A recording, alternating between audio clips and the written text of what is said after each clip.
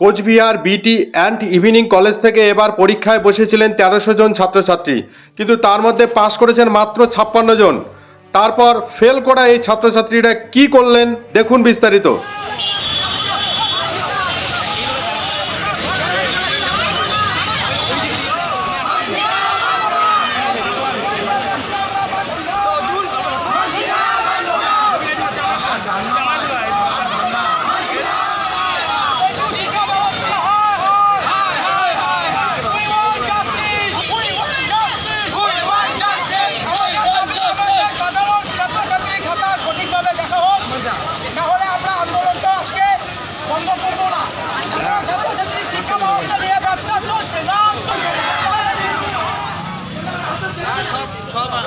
সব অনলাইন করে দিস না, এখান থেকে নিয়ে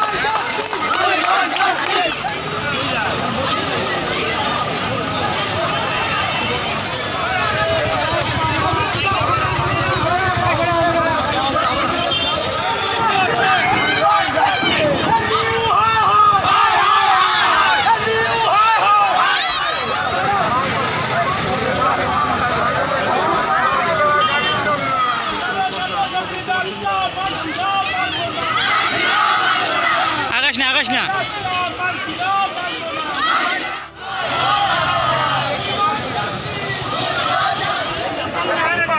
আমাদের ইউনিভার্সিটি বিটি ইভিনিং কলেজের 90% স্টুডেন্টই ফেল করছে। আমাদের কলেজের ইউনিভার্সিটিতে এত স্টুডেন্ট কীভাবে ফেল করতে পারে?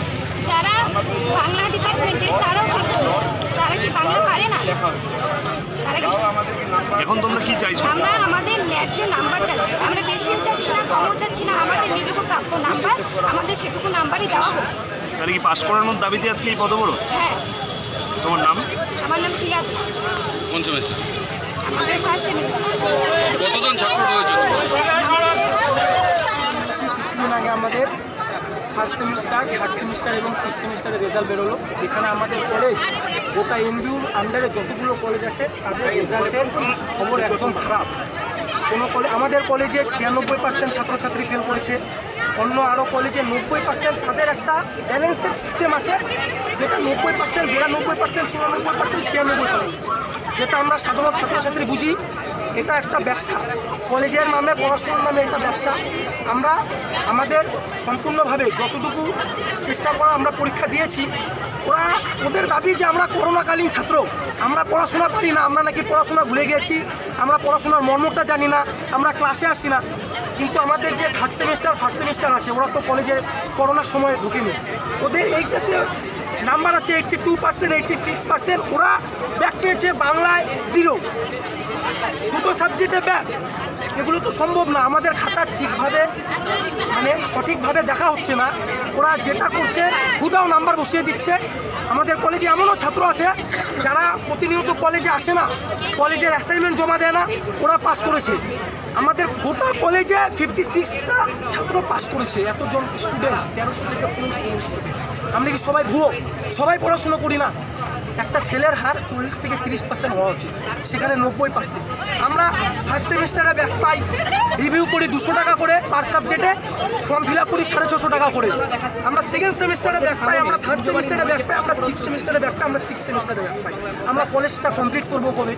পঞ্চমবঙ্গ ইউনিভার্সিটির আন্ডারে তো এমন নয়। এনবিউর 49 কলেজ, গোটা কলেজে 90%। আমরা কোচবিহারে থাকি, কলেজ ইউনিভার্সিটি শিলিগুড়িতে। আমাদের এখানে আসে না, ওরা ঠিকভাবে কোনো কথা বলে না। ভাইস চ্যান্সেলার আসে, একদিন একটা প্রতিশ্রুতি দিয়ে চলে যায়। ওদের কলেজের ভাইস চ্যান্সেলারও চেঞ্জ হয় 3 মাস পর পর। ইডির তারা খায়, সিবিআইয়ের তারা খায়।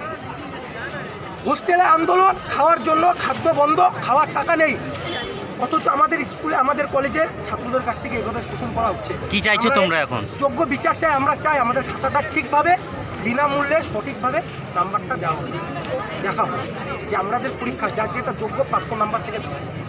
কতক্ষণ চালাবে এটা? আমরা শুরু করেছি, আমরা পরশুদিন অল্প বিক্ষোভ করেছিলাম কলেজে, স্যারকে জানানো ছিল, স্যারের কাছ থেকে কোনো রায় বা কোনো আশ্বাস আমাদের আসেনি। আমরা যতক্ষণ না শিলিগুড়ি থেকে আমাদের কোনো আশ্বাস দিচ্ছে বা আমাদের কথা আমাদের কাছে গিয়ে পৌঁছাচ্ছে, ততক্ষণ আমরা আজকে এখানে আন্দোলনটা শুরু করব। আর এটাই শেষ নয়, যদি আমরা পরবর্তীকালে কোনো সাড়া না পাই, আমরা প্রতিনিয়ত আন্দোলন করব কলেজের সামনে, এর থেকে ভয়ঙ্করভাবে আন্দোলন করব। কি নাম তোমার? আমার নাম অব্যয় চক্রবর্তী, কোন সেমিস্টার? আমি 5th সেমিস্টার।